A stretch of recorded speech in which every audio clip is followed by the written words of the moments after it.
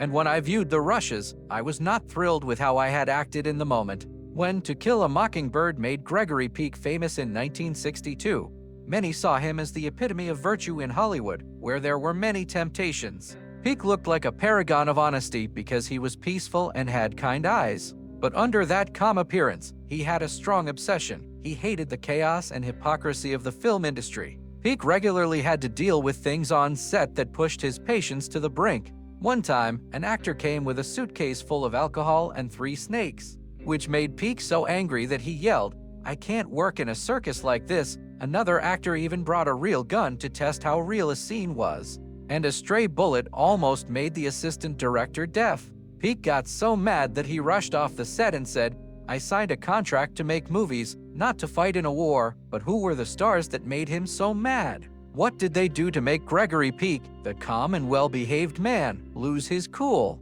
It all started with Marlon Brando, the famed Hollywood renegade, and his luggage full of alcohol and 3 snakes. He almost ruined the movie The Missouri Breaks. Before signing the deal, the producers told PC that Brando had changed and was now more calm and professional. But when the crew got to Montana, PC knew he had been badly tricked. Brando came with a suitcase full of alcohol, 3 snakes, and a toy piano that he said was his way of transferring emotional energy. Every morning, he would sit alone in a corner, play a few notes, and say to himself, "Today, I'm going to act in the color blue." Peck, a man who valued discipline and precision above everything, found himself falling apart in the turmoil. In irritation, he asked, "What the hell is he doing?" A crew member said, "We're not sure. It's some new way to connect emotionally." The contrast between the 2 stars could not have been starker. Peck arrived on set promptly at 7 o'clock a.m., meticulously reviewing every page of the script to prepare for the big scene, while Brando would stroll in leisurely at 11:30 a.m. This clash of worlds between discipline and chaos, order and instinct, ignited a silent but fierce tension that pushed Gregory Peck, Hollywood's so-called saint, to confront the very limits of his composure. Marlon Brando walked onto the set wearing a wool beanie pulled low over his head, cradling a live pigeon in his hands. In front of the entire crew, he boldly declared, "It will act with me today. I want the audience to feel the friendship between man and a free spirit." The whole set fell silent, stunned by his arrogance. When the scene began, Brando didn't deliver a single line correctly. Instead, he released the pigeon into the air, his gaze distant and dreamy, completely ignoring Gregory Peck, who stood frozen, clutching his useless script. Peck felt deeply humiliated. A few days later, Brando began whispering his lines so softly that the microphone couldn't pick them up. Watching the chaos unfold, Gregory Peck finally reached his breaking point. Turning to director Arthur Penn, his voice trembled as he said, "I need to see a psychiatrist." Arthur Penn immediately pulled Brando aside, barely restraining his frustration. "Marlon, this is a movie, not an exorcism. Gregory can't keep up with your kind of acting." Brando just laughed, lit a cigarette, and replied softly, just loud enough for Peck to hear, then let him try to feel it. That evening, the 2 men sat at opposite ends of the hotel bar. Only a few tables separated them, yet it felt like an unbridgeable distance. Brando laughed loudly with his friends, his wine spilling over the glass, while Peck sat motionless, ice cold and fixed on his whiskey. Neither spoke a word, but the silence between them was heavier than hatred. Years later, when asked about Gregory Peck, Brando simply smirked and said, "Greg is like a statue of victory, handsome, cold, and soulless." And when Brando passed away, a reporter asked Peck if he felt any regret.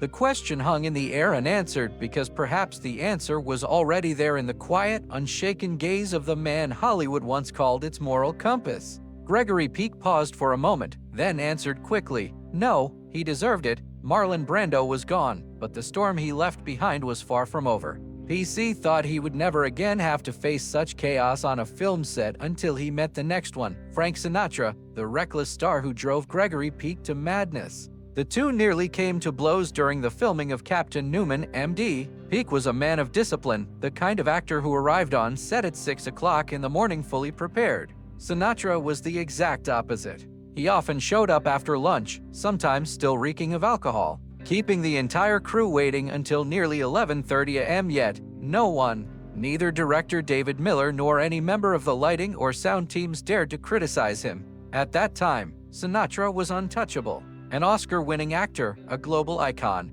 and one of the most celebrated voices in the world. His lack of professionalism infuriated Peck. So, when Sinatra sauntered in late and indifferent, Peck quietly told the director, "If he's not sober, I'm quitting this film." Director Miller, knowing exactly how dangerous it was to cross Sinatra, could only plead, "Greg, this is Sinatra. Don't push him. You don't want to die because of this." For Sinatra, acting was just a fun thing to do on the side, a vacation from his spectacular life as a singer. During one very intense scene, Peck was so into his role that Sinatra whistled and spit on the floor on purpose to ruin the mood. Peck halted in his tracks and stared right at him. "Sorry, Stevie, Gregory," Sinatra said with a smirk. When a young assistant innocently said that Peck looked like a priest, Sinatra laughed, raised his glass, and sneered. "A priest? No, he's St. Gregory, the most boring saint in all of Hollywood." The explosion on the train happened when they were filming their last shot together. Sinatra showed there 3 hours late and smelled like whiskey. When the director told him to pay attention, he barked, "I don't need this. I have sang at the Palace of Caesar. I know what it means to feel." Peck calmly picked up the script, put it in front of him, and said, "This isn't a nightclub, Frank. We're making a movie." Sinatra scowled at him, and his lips curled into a grin before he snapped back. "Then go make the movie yourself." The set went quiet right away. Two legends, one on either end of professionalism and pride, were in a moment that would go down in history as one of the most tense meetings in Hollywood history. Gregory Peck finished his part in Captain Newman, MD, but he never looked at Frank Sinatra throughout their scenes together. Peck still wouldn't go to any press events with Sinatra after the movie came out. It's funny how that tension between them made the screen come alive. One critic said, "P brings control, Sinatra brings chaos, and together they make a stunning dynamic." Later, when asked how it was to screen Captain Newman, MD, Peck answered coldly, "Frank was very talented, but he was also impossible to deal with." When asked in his last interview about working with Sinatra again, Peck smiled slightly and remarked, "I'd rather act with an empty chair. At least it won't spit in people's faces." Frank Sinatra was only the first. Gregory Peck would encounter another man a few years later. He would later say that this was the worst thing that had happened to him.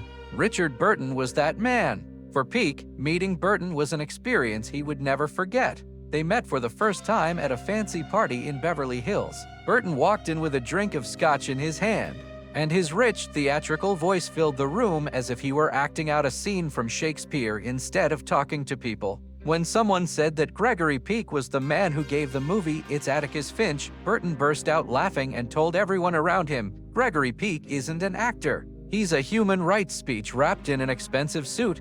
The room erupted in laughter at Burton's brazen arrogance, but he wasn't done yet. Burton kept making fun of Peck at party after party, calling him St. Gregory or the man who pretends to live a good life. Burton couldn't help but make fun of him, even during interviews. Peck talks like he's giving a speech at the UN. Then, in 1965, when Richard Burton was at the height of his fame, a new movie proposal came along. The producers wanted both Peck and Burton to be in the same movie. Gregory Peck got the script first, and that's when history almost repeated itself. Gregory Peck barely read a few pages of the script before throwing it on the table and declaring bitterly, "I can work with anyone but an arrogant fool like him." The project was canceled within 48 hours. Richard Burton's pride took a big hit when Peck's professionalism and perfect reputation made it impossible for them to work together. Burton later told a British journalist that he despised Gregory Peck to his core, not because of who he was, but because of what he stood for. Burton said with a sneer that Peck's reputation is the biggest deception Hollywood has ever consented to believe. Burton didn't try to disguise his inadequacies at all. He drank a lot, had affairs that made headlines, and got angry a lot. For him, that was the truth about art and life. On the other hand, Peck seemed to be unaffected by any of it. Calm, well-behaved, and almost holy. Burton saw that beauty as an unpleasant lie that made fun of his own mess. "I want to throw up every time I see his face." Burton once said, "He's my conscience, the shame I always try to deny. He proves that a man can live without madness, without alcohol, without sin, and that drives me insane. I hate what he forces me to see about myself." When Richard Burton died in 1984, newspapers around the world reprinted that infamous quote as a symbol of arrogance. The next day, a reporter approached Gregory Peck, asking if he had anything to say about Burton's death. PC looked into the distance for a moment and replied quietly, "A man like Burton doesn't need me to say anything more. If Frank Sinatra had tested Peck's patience and Burton had wounded his pride, the next man would challenge everything he believed in." John Wayne, the other half of America's divided soul. John Wayne and Gregory Peck hated each other deeply. Wayne, the rugged symbol of patriotism, openly supported the Vietnam War, while Peck signed petitions against it and advocated for civil rights. To Wayne, Peck was a moralizing weakling. To Peck, Wayne was the face of blind aggression. Their simmering resentment finally erupted at a Hollywood party in 1971. Wearing a leather shirt, Wayne stood before a crowd of producers and actors, raised his glass, and growled, "If America were full of men like Gregory Peck,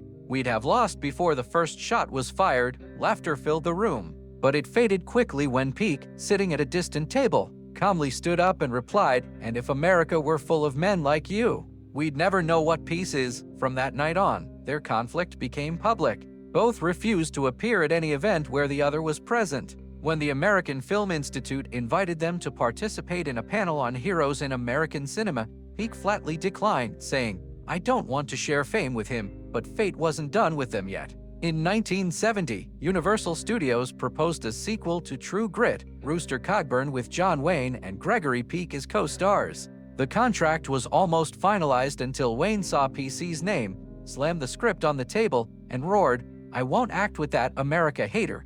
PC's response was equally firm and cold. Two men, two legends, and two opposing visions of what America truly was, forever divided by pride, conviction, and the ideals they refused to surrender. Gregory Peck looked the director in the eye and said firmly, "I'd rather die." The tension between him and John Wayne had reached its breaking point. As the years went on, their divide only deepened. Wayne became increasingly active in far-right political movements while PC spoke before Congress about peace and civil rights. For 2 decades, the two men refused even the smallest gesture of civility. When they crossed paths in the hallways of the Academy Awards, Wayne would turn his face away while Peck would stop, straighten his tie, and walk past in silence. A subtle but unmistakable act of contempt. In Wayne's final years, as he battled cancer, a reporter asked Peck if he planned to visit him. PC paused, his expression unreadable, and replied, "I pray for his soul, but I still can't bear to look at his face." When John Wayne died in 1979, Hollywood's flags flew at half-mast. Hundreds of stars sent flowers and tributes poured in from around the world. Gregory Peck, however, did not attend the funeral. Instead, he sent a single letter to the Wayne family containing only 2 words, "My condolences." But after Wayne, another man would test Peck's composure, this time in a completely different way. Not through arrogance or politics, but through maddening eccentricity. His name was Orson Welles, the brilliant lunatic who never stopped talking. Welles was one of Hollywood's few true geniuses, but also the only man who could push the famously calm Gregory Peck to the edge of losing control. From the very first day of shooting Moby Dick, the atmosphere on set was suffocating. Peck, as usual, arrived on time, prepared for his haunting role as Captain Ahab. But 2 hours later, there was still no sign of Welles, who was playing Father Mapp. Then out of nowhere, he appeared, surrounded by a haze of cigarette smoke and the lingering smell of wine. When director John Huston reprimanded him for being late, Welles merely smirked, draped an arm around Peck's shoulder, and said mockingly, "Come on, boys, let's not be so serious." Peck frowned and quietly brushed his arm away. Welles's disregard for discipline and respect had already crossed his line. Things quickly went downhill. Welles began interfering with the production, rewriting dialogue, suggesting new camera angles, even contradicting Huston's direction in front of the crew. During one scene of Ahab's prayer, Welles interrupted, muttering like a madman, "Ahab is crazy because of God." When filming the shipboard sermon, Welles ignored the script entirely, delivering his lines in a deep, manic voice that was hypnotic but unrecognizable. Peck, standing just outside the frame, watched as Welles performed like a man possessed. When Huston finally shouted, "Cut!" Welles didn't stop. He turned to Peck and said, "You see that? That's crazy. Gregory, you will never understand." "You don't understand anything." Peck stood frozen, his jaw clenched, every muscle tight with fury. The thought flickered through his mind like lightning. God forgive me for not punching him." Welles didn't even seem to hear him. He tilted his head back, gazing toward the sky with a faint manic grin. "He doesn't know what madness is," Welles muttered. "What a pitiful little man." From that day forward, Gregory Peck kept his distance. Welles, on the other hand, bragged that his own performance had saved the entire film. Years later, when asked about Welles in an interview, Peck's tone turned cold. "How should I put it? He was like a man who'd fallen from the heavens," he added after a pause. Decades later, Orson Welles would recount the story to a group of students, laughing as though it were nothing. "Gregory Peck's a good man," he said, chuckling, "but he lacks spice. I only meant to shake him up a little after Moby Dick." Peck never again worked with anyone quite like Welles. He steered clear of artistic egos and eccentric temperaments, choosing instead roles that reflected morality, discipline, and purpose. That encounter with Welles left him with a bitter lesson that genius often comes unaccompanied by integrity. Yet, for all the fiery, arrogant men he had crossed paths with, the one who truly unsettled him never raised his voice, nor threw an insult. He didn't need to. His mere existence was enough to make Peck feel diminished. But a man possessed by an almost pathological need to outshine him, Kirk Douglas. For nearly 20 years, Peck and Douglas waged a quiet war, polite on the surface, venomous underneath. By the late 1940s, Peck was already an established A-lister, the face of Hollywood virtue. Douglas, newly famous after Champion, despised everything that image represented. He often sneered. Gregory just stands there and lets his morality do the acting. In interviews, Douglas never missed a chance to take a jab. When asked about the difference between them, he grinned and said, "Gregory Peck is as stiff as a board, and that's why I'll always be better." The quote spread quickly, fanning the flames between them. Their rivalry reached its peak in 1963 when Gregory Peck won the Oscar for To Kill a Mockingbird, immortalizing him as Atticus Finch, the very embodiment of moral courage. As the audience rose to applaud, Kirk Douglas sat in the back row, drink in hand, and muttered loud enough for those nearby to hear, if he were really Atticus Finch, Hollywood wouldn't be drowning in hypocrisy. Peck heard him. He turned, gave Douglas a brief, distant glance, and said nothing. Later, when a journalist asked about Douglas's comment, Peck simply replied, "He just loves to put on a show." Douglas went on to chase raw, defiant roles, paths of glory, Spartacus, the kind of films that bared their teeth. Peck, meanwhile, remained the calm center of Hollywood's conscience. Two men, two different worlds, both brilliant, both proud, and both forever haunted by the reflection they saw in each other. Over the years, that unspoken rivalry began to consume Kirk Douglas. It hardened him, made him louder, quicker to anger, desperate to prove something that no one had asked him to. He became everything Gregory Peck was not: fiery, competitive, and alone. While Peck stood as Hollywood's image of integrity, Douglas earned a different title, the Old Wolf, forever hungry for recognition. When Colia Pictures invited both men to star in The Heroes of Telemark in 1960, director Ray Bolting recalled that Peck refused almost immediately. "I don't want to share the screen with a man who acts only with his chin and is shouting," he said quietly. Douglas heard the remark and exploded.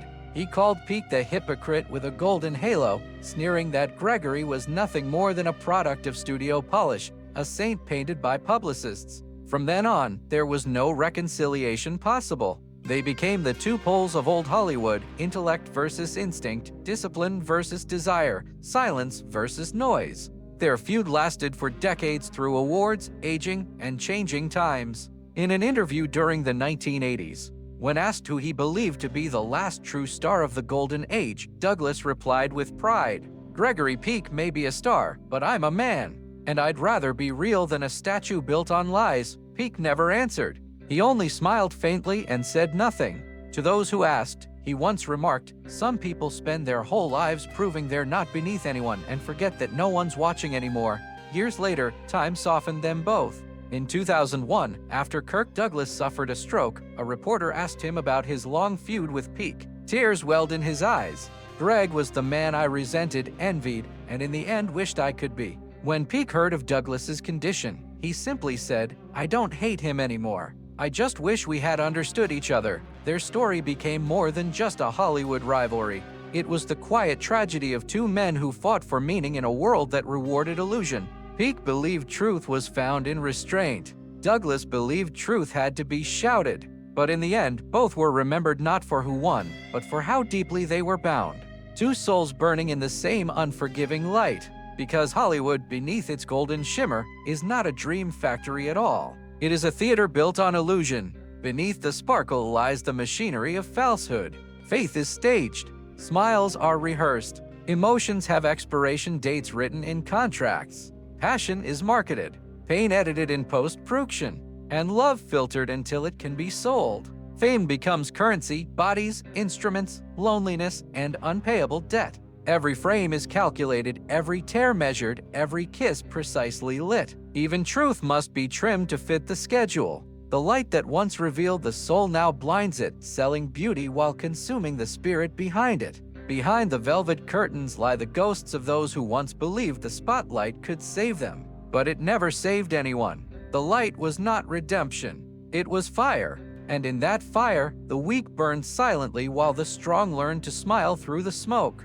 Because in Hollywood, even pain must look beautiful. They still call it the American dream. But if you stand there long enough, past the applause, beyond the flashes, you might hear something else. Something faint, raw, and achingly human. The sigh of those who once believed in the light before realizing that the light never belonged to